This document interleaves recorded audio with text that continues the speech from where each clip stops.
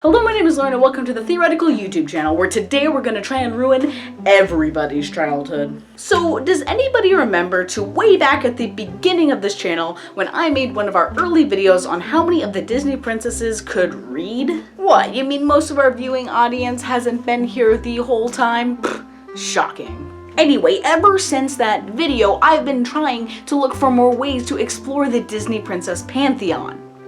And then I took a sociology class. You see, whenever I take a new subject in school, I tend to spend some time zoning out and thinking about movies and how they connect with what I'm learning. I'm in US history class, so well, I'm pretty sure Moana's a communist. Oh, that's how a bell curve works in statistics. We can use that to calculate Cinderella's shoe size. See what I mean? So here I am in a sociology class called Family and Society, and we bring up the topic of divorce. And the thing is, there are a variety of factors in relationships that will make separation statistically more likely. So what better way to explore them than by figuring out which Disney princess is the most likely to get divorced? So like I said, prepare for some ruined childhoods, because turns out some of these guys might not get their happily ever afters after all.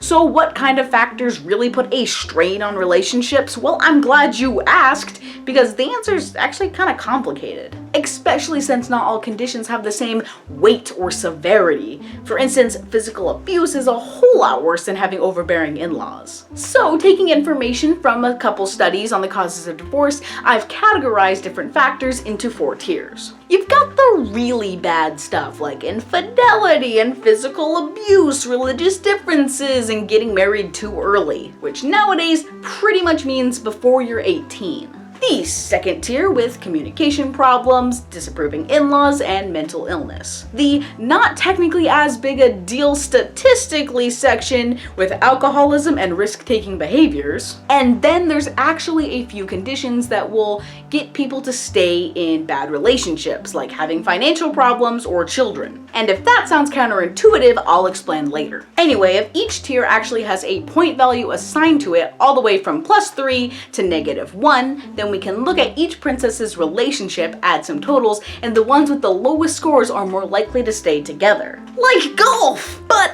we're not actually going to prove anything one way or another. Even experts can't always accurately predict this kind of stuff. But what we are able to do is take the princesses' scores and group them into their own tiers, like really likely to get divorced, kinda high risk for separation, they're probably good, and of course true love. So, without any more arbitrary rules to explain which Disney princess is most likely to get divorced, let's begin with the boring relationships, which are, you know, healthy and functional, which means we're starting out in tier 4, consisting of, wait a second, let's first address the elephant in the room, Merida, because let's face it, she's never gonna get married.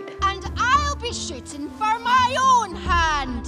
And therefore never divorced, obviously, so let's come up with an equally tragic end to her story. Because if she's never able to produce an heir for Clandon Brock, that means the crown passes on to one of her brothers. But they're triplets, so who has the greater claim to the throne? And you know, given history, these kind of disputes generally lead to war. But you also have to remember that there are 3 other highly volatile clans who want power too. But all their heirs are bad fighters and poor leaders. I have that. Fine. Say it to my face. So, because Merida wouldn't suck it up and marry somebody, she's basically doomed her family and her country to self-destruct after her death. Bet you could've wished you changed that fate, huh? Anyway, tier 4 actually consists of Rapunzel and Flynn with a score of 1, and Tiana and Naveen with 2. Rapunzel and Flynn actually kinda have a nearly perfect relationship. Right off the bat, they're one of the few older couples, but they also wait a few years to get married. Maybe you could argue they have some communication problems when they first meet, but within 24 hours they actually form a strong bond of trust. Rapunzel opens up about the complicated relationship she has with her mother, and Flynn shares his life story, like his real name. So, Eugene Fitzherbert, huh? So by the end of the movie, Eugene Fitzherbert and Rapunzel really don't have that many secrets from each other. The only thing I could find working against them is their shared adventurous behavior. Flynn's an ex-criminal and thief, while Rapunzel is going through a period of rebellion. One factor that can lead to separation is a tendency for risk-taking behavior, but I don't know, maybe they cancel each other out or something. Moving on, Tiana and Naveen also seem to be destined for their happily ever after. Sure, Naveen's got that risk-taking behavior streak, like making hasty deals with shady guys off the street, so here's a point for that. And there are some communication problems between the two throughout the entire movie. You were messing with Shadow Man? He was very charismatic. I'm not sure if there's another pair on this list who fight quite as much as these two. Lower the vine. Find your own tree. But in a strange turn of events, one of the factors actually keeping Tiana and Naveen together is their poor financial situation. For now. Since Naveen's cut off from his family fortune and Tiana's passion for cooking barely buys her that restaurant, this couple's going to know the trials of hard work and poverty. Statistically, divorce is more common among people who can afford better options than their partner. I am completely broke.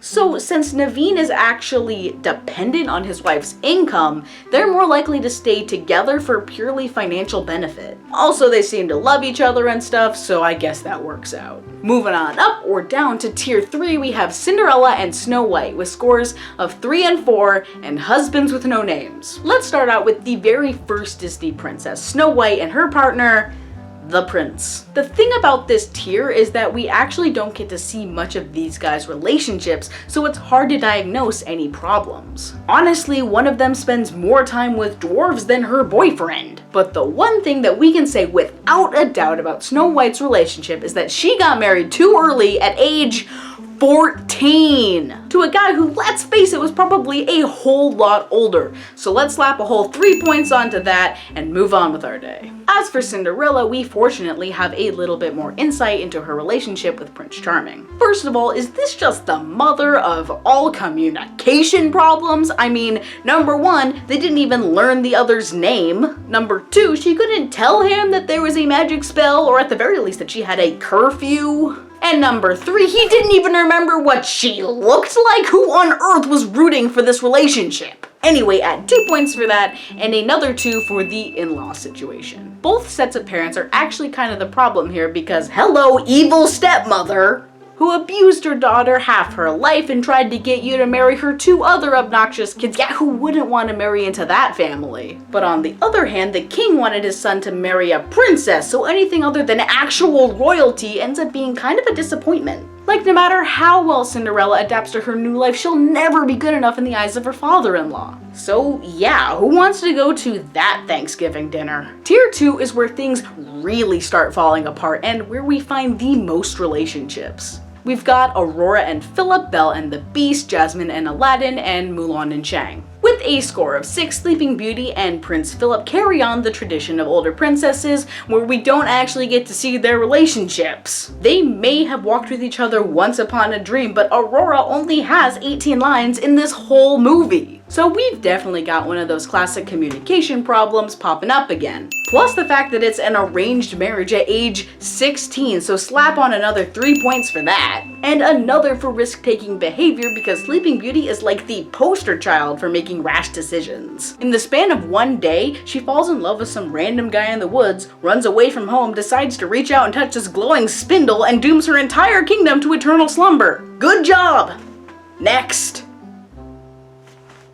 Jasmine and Aladdin have pretty much the same problems. First of all, she's only 15 in the actual movie, but then again, they don't get married quite yet. Jasmine's wedding isn't actually until the 3rd movie, King of Thieves, but exactly how long did they wait? I'm curious to see if anyone in the comment section actually knows because I couldn't find any sort of definitive timeline in my research.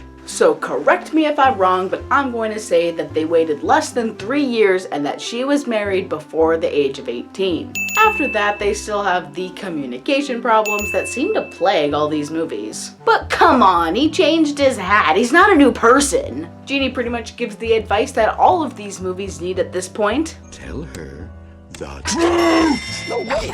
And finally, Aladdin's character is like risk-taking personified. I mean, just look at some of the stunts he pulled in the one jump sequence. You won't get away so easy!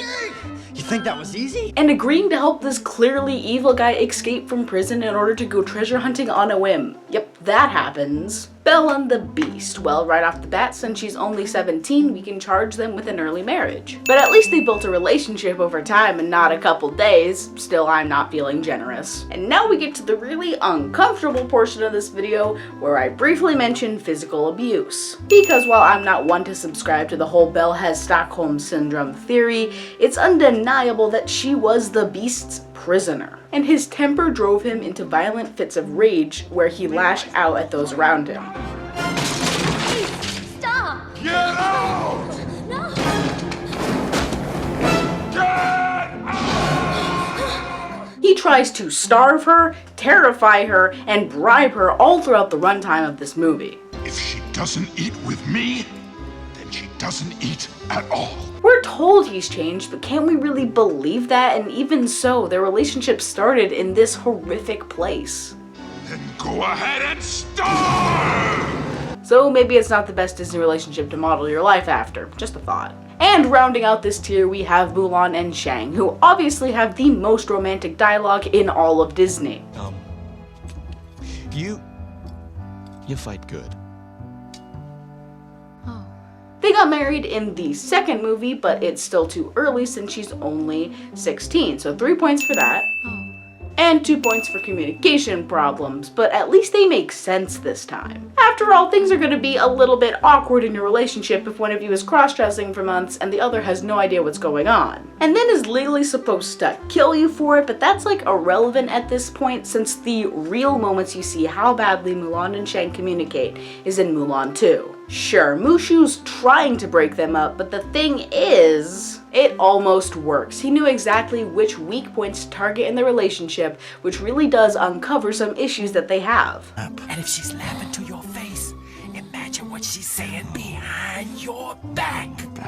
And of course, since it's a Disney protagonist, we have that risk-taking behavior sneaking in again. Or should I say sneaking out to go fight a war. Let's just agree that Mulan's a gal who's willing to put her life on the line for others, and yes, that makes her a hero, but also maybe an unreliable life partner. And finally, we've ascended the mountain of horrible life choices and toxic relationships to reach the peak of depression, where we find our 2 final contenders locked in a heated battle to figure out who has the worst taste in relationships. With whopping scores of 10 on our divorce likelihood scale, this is tier 4, consisting of Ariel and Eric, and Pocahontas and John Rolfe. Let's start with Pocahontas. By the way, you heard me correctly, Pocahontas and John Rolfe. Because after all the events of the entire first movie and the whole romance between her and John Smith, she ends up with another guy in a straight-to-DVD sequel. Yay Disney, you knew exactly what we wanted out of this story. Historical accuracy. Anyway, John Rolfe is this English diplomat guy who falls in love with Pocahontas and eventually chooses to live with her in Jamestown. While John Smith pretty much gets dumped and travels the world after being exonerated from crimes that led to him faking his death. It's a weird sequel. Okay, let's hand out some points. What do you guys think about early marriage at this point? Because technically Pocahontas' character is around 18, but her real life counterpart was only 10. And even if she is of age, the whole relationship, both of them, was kind of rushed. Like Rapunzel and Flynn, the closest Disney has to a healthy functional relationship, dated for years, not a couple weeks. So I say they qualify, not to mention the communication problems. Women. It literally takes magic in order to get these 2 characters to communicate with each other. Oh wait, that's John Smith. Same issue applies here. And even then they still have disagreements all the time and have trouble adjusting to the other's worldview. But still I cannot see if the savage one is me. How can there be so much that you don't know? Which brings us to a new category which we haven't really gotten to talk about yet. Religious differences. Which is another big 3-point problem for our happy couples. Obviously, there are plenty of happy relationships between people from different cultures, but statistically, it is a huge cause of divorce. If one or both partners is constantly trying to balance religious contention in the union, it may prove to be too much to handle anymore. Whatever happened to manners and etiquette? Well, since you are new here, I don't expect you to have them yet. That's the point of the first Pocahontas movie. She's teaching, one of her boyfriends named John about her own culture. But if you walk the footsteps of a stranger, you'll learn things you never knew. But it's not like he converted to her spiritual beliefs or was even accepted into her community. Which brings us back to in-laws and how they perceived her love interests. Savages, they're even new. Not well, I'm afraid, and also they totally wanted her to marry Kocoum, who was killed by one of John Smith's friends. Also, John Rolfe thought that Pocahontas was her dad's name and tried to force him to come to England to settle war negotiations. So, imagine that Thanksgiving dinner. But also, like, hundreds of miles north in Massachusetts. And it's the Wampanoags instead of the Powhatans, and Pocahontas isn't there, but everyone still hates each other, so moving on. Our final contender is the Little Mermaid herself, Ariel, the one who was convinced to give up her voice, partially because men don't like it when you talk. This is going to be painful. Anyway, that's gotta be one of the worst communication problems of all time. I mean, it's insane! You bargained your soul on a deal where you give up the ability to talk for a chance to win a guy over in just 3 days. Also, the only thing he knows about you is your singing voice. And you never even try to tell him that you're the one who rescued him from drowning and saved his life. Write him a note in the sand or something. Jeez, you're letting the crab do all the work in your relationship. Pull yourself together, Ariel! So 2 points for that. And since we're painfully aware that she's only 16, we can add another 3 for an early marriage. And on top of that, we also have additional cultural differences because not only is she from another country, she is literally a different species. And you know that just has to come with a learning curve on customs and behavior as well as core values. Do you really think that Eric is going to be okay with a wife who rubs her hair over their silverware every night? I just don't buy it. And then there's infidelity.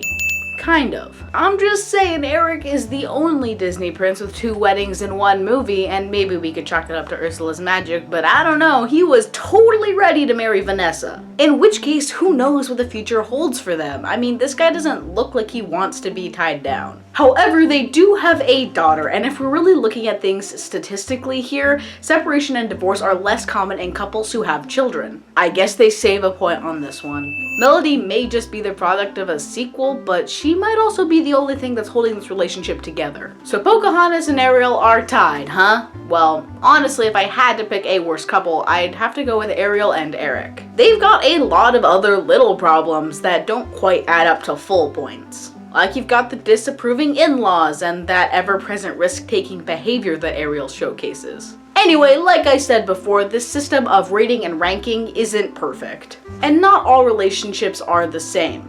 Still, Disney has given out some horrible examples of true love. So here's a basic guideline to help you out. Don't marry someone before you're 18. Make sure you guys actually talk to each other and stop hiding your secret identities. And actually try to learn their name before the wedding. It's not that hard, you guys.